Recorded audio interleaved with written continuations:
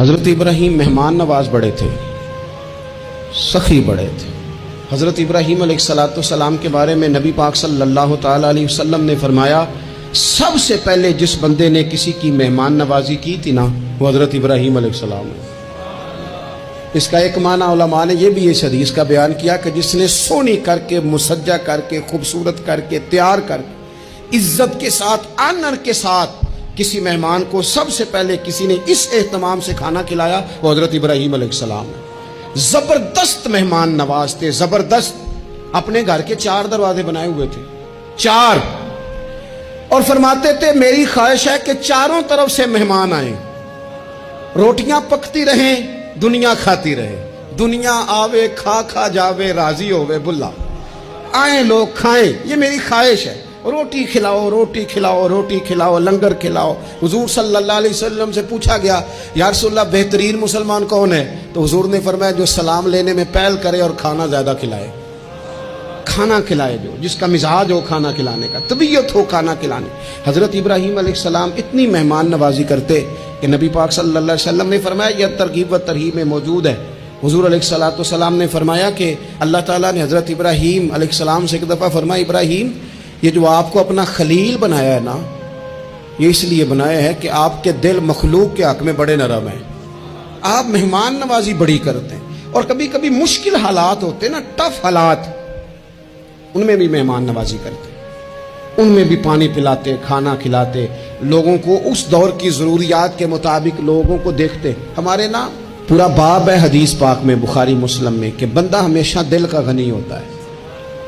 دلوں میں کبھی گنجائش بن جائے نا، دلوں میں، تو جیبوں میں بھی اللہ بنا ہی دیتا ہے۔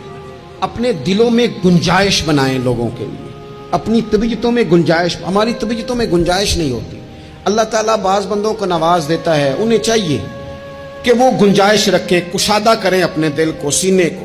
حضرت ابراہیم علیہ السلام نے نا ایک دفعہ قحط ہو گیا تھا، تو مہمان تو اب آئے بیٹھے تھے، بلکہ ان دنوں میں مہمان زیادہ بڑھ جاتے ہیں، کئی دفعہ زیادہ لوگ آ جاتے ہیں۔ اب وہ قحط کا زمانہ تھا، بہت ساری جگہوں پہ فصل ہی نہیں تھی، اناج ہی نہیں تھا، تو مہمان زیادہ ہو گئے۔ اب حضرت سارہ جناب ہاجرہ گھر میں موجود ہے اور لوگوں کی لائنیں لگی ہوئی ہیں۔ حضرت ابراہیم علیہ السلام کا مصر میں ایک دوست تھا، حضرت حکیم الامت نے اس کو لکھا ہے، آپ نے نا اس کو کچھ سامان بھیجا، بوریاں بھیجی، فرمایا یار تیرے پاس گندم ہے تو ذرا گندم کی بھر دے بوریاں، مہمان بڑے آ گئے ہیں، روٹی کھلانی ہے لوگوں کو۔ حضرت ابراہیم نے وہ چند بوریاں اپنے اس مصری دوست کی طرف بھیجیں کہ گندم کی بھر دو، مہمان زیادہ آ گئے ہیں، تو یہاں تو قحط ہے۔ اب وہاں جب گئے لینے کے لیے خدام اونٹ لے کے، بوریاں لے کے، تو اس نے کہا جی غلہ تو یہاں بھی ختم ہو گیا، اب یہ خالی بوریاں لے کے واپس آ رہے ہیں۔ اب ان جانے والے خدام کو بھی پتا تھا، جو قریب رہنے والے ہوتے ہیں وہ خانقاہوں کے، آستانوں کے، مدارس کے، مراکز کے مزاج سے بھی آگاہ ہو جاتے ہیں۔ ان کو پتا تھا کہ اب مہمان تو بیٹھے ہیں، بیسیوں، درجنوں، سینکڑوں، تو سب کو پتا ہے کہ بھئی گندم آ رہی ہے، مصر سے آنا ہے تو کھانا ملنا ہے۔ اب بوریاں جب خالی آئیں گی تو بڑا مسئلہ بن جائے گا، ان کے تو دل کمزور پڑ جائیں گے۔ انہوں نے کہا کہ تسلی دیتے ہیں، ان کو تسلی دیتے ہیں۔ رستے میں نا کچھ ریت بوریوں میں بھر لی تاکہ فوری طور پہ دیکھنے والے پریشان نہ ہوں، ریت بھر کے لے جاتے ہیں اور پھر جا کے آرام سے رکھ دیں گے۔ پھر حضرت ابراہیم سے گزارش کریں گے، غلہ نہیں ملا، وہ ایک خوبصورت سا آواز کریں گے، لوگوں کو دلوں کو تسلی ہو جائے گی، اور پھر اگلا بندوبست کر لیں۔ اب وہ بوریاں ساری کی ساری ریت سے بھری رکھی۔ حضرت مفتی احمد یار خان صاحب رحمۃ اللہ علیہ نے لکھا ہے کہ وہ بوریاں لا کے جب لوگوں نے آتے دیکھی بوریاں، تو طبیعت لوگوں کی کئی دنوں کا کھانا نہیں کھایا تھا، حشاش بشاش ہو گئی، بچے، بوڑھے، بیمار، سبھی کے دل تسلی میں آ گئے کہ آج کھانا ملے گا۔ بوریاں ایک کونے میں رکھ دیں۔ حضرت ابراہیم آرام فرما تھے، کہیں یا کسی ذکر و فکر کی مصروفیت میں مشغول تھے، ظاہراً انہیں بتایا نہ گیا۔ اب وہ جہاں گندم رکھی جاتی تھی وہاں جا کے وہ ریت کی بوریاں رکھ دیں۔ وہ خدام وہاں سے ہٹ گئے چونکہ وہ گھر کا حصہ تھا۔ اب جناب ہاجرہ حضرت سارہ اٹھیں، ریت والی بوریاں جب کھولیں تو بہترین گندم نکلی اندر سے۔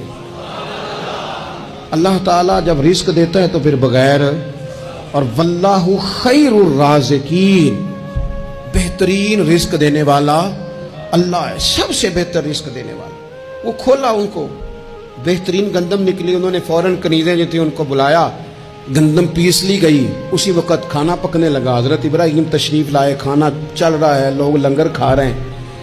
اب وہ خدام بھی پریشان تھے کہ ہم تو لائے تھے ریت, یہ گندم کیسے آ گئی. حضرت سارہ اور جناب ہاجرہ قریب آئیں تو خواتین بعض اوقات گھر والوں کو گائیڈ کرتی ہیں کہ یہ والی سبزی بڑی اچھی تھی, یہ والے چاول بڑے اچھے ہیں, یہ جو گندم آپ لائیں یہ بڑی اچھی ہے. تو وہ تھوڑی سی گندم ہاتھ میں پکڑی جناب ہاجرہ نے, جناب سارہ نے, حضرت ابراہیم کے سامنے کر کے کہا یہ جو آپ کا مصری یار ہے نا, یہ جو مصری یار نے گندم بھیجی ہے نا, مصری یار نے, کیا بات ہے, خوشبو بھی اعلیٰ ہے, پکانے میں بھی اچھی ہے, 2 لقمے روٹی کے چکے ہیں, ذائقہ بھی کمال ہے, یہ جو آپ کا مصری یار ہے. حضرت ابراہیم کہنے لگے چپ کر جا, یہ مصری یار نے نہیں بھیجی, یہ میرے عرشی یار نے بھیجی ہے.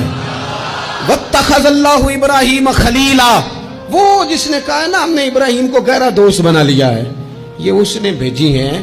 اس کو پتا تھا کہ جناب خلیل نے کوئی ذات کے لیے نہیں منگائی, اسی کی مخلوق کے لیے منگائی ہے, تو یہ عرشی یار نے بھیجی ہیں, عرشی یار نے. اور فرمایا جب عرشی یار بھیجے تو پھر کسی قسم کی کوئی کمزوری باقی رہتی نہیں ہے.